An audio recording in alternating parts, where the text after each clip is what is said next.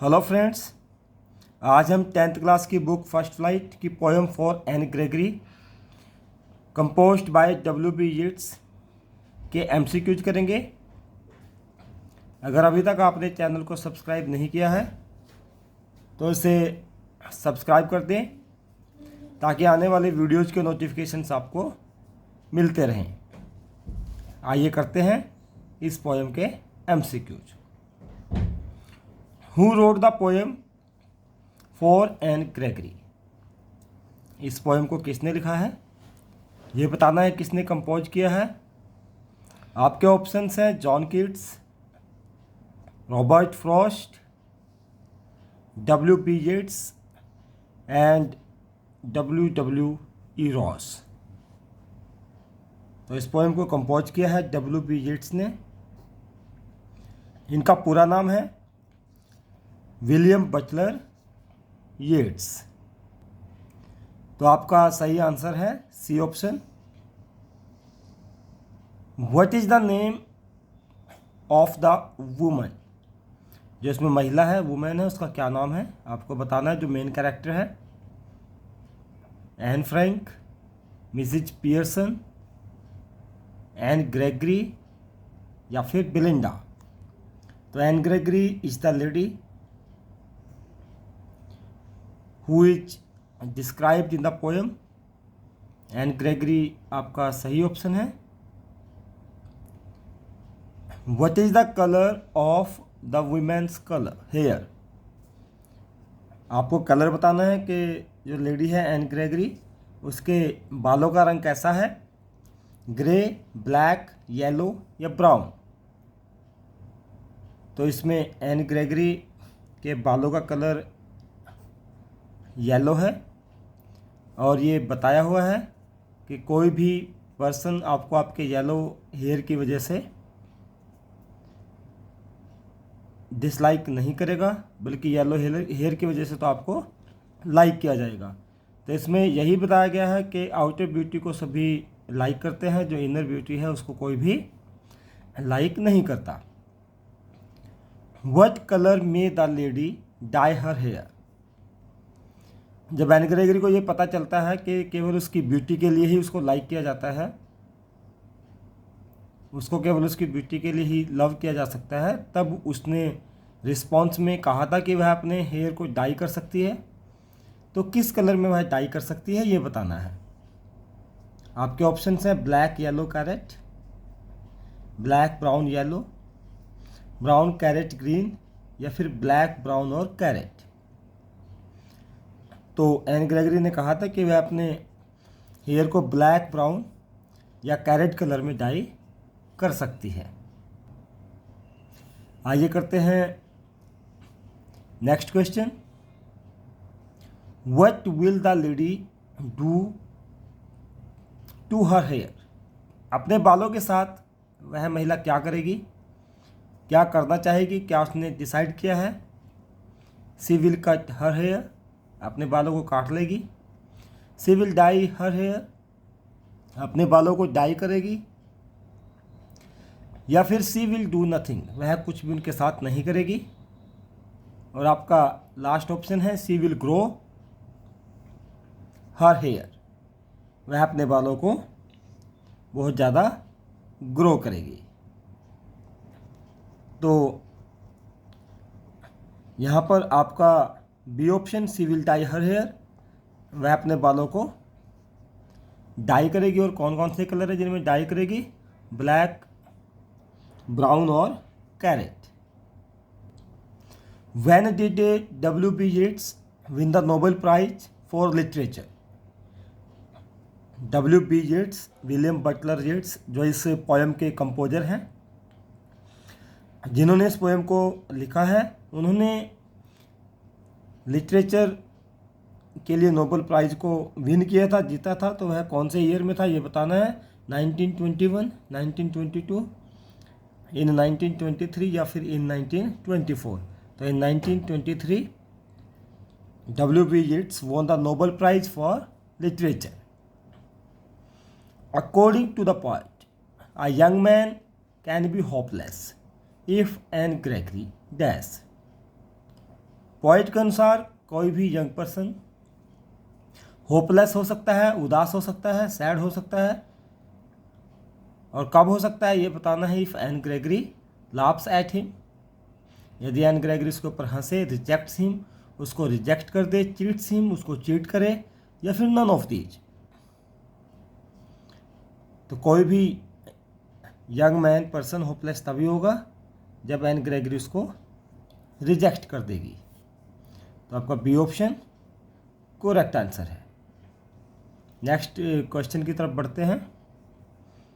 What does the young man love the lady for? कोई भी young man है, वो एन ग्रेगरी को कब प्यार करेगा, किस लिए प्यार करेगा, ये बताना है। फॉर इंटरनल ब्यूटी, उसकी आंतरिक इंटरनल ब्यूटी के लिए, जो उसके अंदर क्वालिटीज़ हैं उनके लिए। फॉर हर येलो हेयर, उसके येलो हेयर के लिए, या फिर उसके अगली फेस के लिए। और आपका लास्ट ऑप्शन है ऑल ऑफ द अबव। तो इंटरनल ब्यूटी के लिए तो केवल गॉड आपको प्यार कर सकता है। यहाँ पर येलो हेयर जो सिंबल है ब्यूटी का, तो यंग मैन कोई भी है वो एन ग्रेगरी को केवल उसके येलो हेयर के लिए ही प्यार करेगा, और अगली फेस तो उसका है नहीं। सो आपका बी ऑप्शन करेक्ट आंसर है। For which quality does God love human beings? भगवान जो गॉड है वो इंसान को उसकी किस क्वालिटी के लिए प्यार करता है, आपको ये बताना है। For physical beauty, for outer appearance, for internal beauty, या फिर नॉन ऑफ दीज। क्योंकि गॉड है और गॉड तो हमें हमारी इंटरनल ब्यूटी के लिए प्यार करता है। तो आपका C option for internal beauty is correct. Outer appearance और फिजिकल ब्यूटी के लिए तो इंसान अट्रैक्ट होता है, इन चीज़ों की तरफ केवल ह्यूमन बीइंग ही अट्रैक्ट हो सकता है। Next question very important. Name the poetic device in this line. एक लाइन दी हुई है आपको, इसमें आपने पोएटिक डिवाइस बताना है। Honey coloured ramparts at your ear. तो honey coloured ramparts at your ear, आपने इसमें डिवाइस बताना है। तो इसमें जो हेयर हैं उनकी तुलना, बालों की तुलना रैम्पर्ट से की गई है। तो यहाँ पर सिमिली तो नहीं हो सकता, क्योंकि सिमिली तो वहाँ होता है जहाँ पर लाइक और एट से हम कंपेयर करते हैं। एलिट्रेशन भी नहीं है, क्योंकि किसी भी साउंड को रिपीट नहीं किया गया है। बचता है आपका एनाफोर और मेटाफर, तो इसमें मेटाफर का यूज किया गया है। Honey coloured ramparts at your ear, anaphora अभी इसमें नहीं है। Who declared that only God can love for inner beauty? Poem में ये बात डिक्लेयर की है कि only God can love anyone for inner beauty. तो ये बात किसने कही थी? द पोएट, या फिर एन ग्रेगरी, गॉड, या फिर आर रिलीजियस मैन? तो पोएम में कहा है कि एक रिलीजियस मैन ने टेक्स्ट में देख करके, एक बुक में देख करके ये बात डिक्लेयर की थी, that only God can love for inner beauty. What is the color of the ramparts of the young lady? Young lady के रैम्पर्ट्स का कलर कैसा है, ये आपको एक्सप्लेन करना है। सिल्वर, ब्राउन, हनी, या फिर कैरेट। अभी हमने लास्ट क्वेश्चन में किया है हनी कलर्ड रैम्पर्ट्स, तो मधु यानी कि शहद की तरह का कलर है यंग लेडी के रैम्पर्ट्स का। And set such colour there, name the poetic device used in the line. इस लाइन में आपको पोएटिक डिवाइस के बारे में बताना है कि कौन सी पोएटिक डिवाइस यूज की गई है।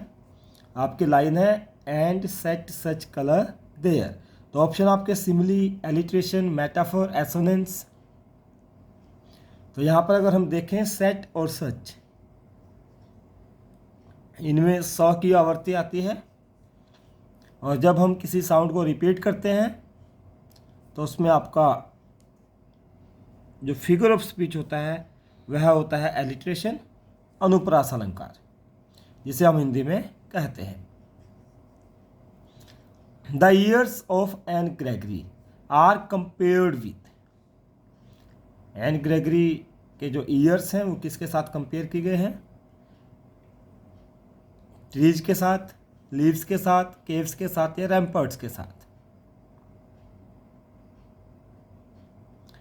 तो यहाँ पर आप रैम्पर्ट्स जो होती हैं कासल ऑफ एनी फोर्ट, किसी फोर्ट की, किले की जो कासल होती हैं, जो कासल की जो दीवारें होती हैं उनको रैम्पर्ट्स बोलते हैं। तो ईयर के पीछे जो बाल है वो उनका काम कर रहे हैं और ईयर्स के बैक पार्ट को रैम्पर्ट्स कहा गया है। What is written in the text? Text में क्या लिखा गया है? Only God alone loves you for yourself. जो रिलीजियस पर्सन ने एक टेक्स्ट में कहा था कि उसने एक टेक्स्ट में देखा है, तो क्या देखा है वो टेक्स्ट में बताना है, उस बुक में क्या कहा गया है। पहला ऑप्शन आपका only God alone loves you for your self, only man loves you for your self, only friends loves you for your self, या फिर जो आपका आखिरी ऑप्शन है वह है नन ऑफ दीज। तो टेक्स्ट में ये प्रूव किया गया है, ये कहा गया है, रिलीजियस पर्सन ने कहा है कि only God alone loves you for yourself. तो आपका A option is your answer. Name the device used in this line and not your yellow hair. इसमें आपने पोइटिक डिवाइस बतानी है, कौन सी है? मेटाफर नहीं है, कंपैरिजन नहीं किया गया है, सिमिली नहीं है, इसमें भी कंपैरिजन नहीं है, एलिट्रेशन इसमें है क्योंकि यहाँ पर या की साउंड आती है, योर येलो, तो इसलिए इसका आपका सी ऑप्शन करेक्ट आंसर है। Alliteration is the name of the device which is used in the line and not your yellow hair. What is the rhyme scheme of the poem for Anne Gregory? Anne Gregory poem में जो rhyme scheme है वह आपको बतानी है कि इसमें कौन सी राइम स्कीम का यूज किया गया है। A B A B A B ये नहीं है, A B C D E F ये भी नहीं है। इसमें जो राइम स्कीम का यूज किया गया है वह है A B C B D B, इसलिए आपका सी ऑप्शन करेक्ट आंसर है। आइए करते हैं last question. What do you mean by यस्टर night? यस्टर night से आपका क्या अर्थ है? क्या समझते हैं आप यस्टर नाइट से? Yesterday, day and night, the previous night, या फिर वन डे?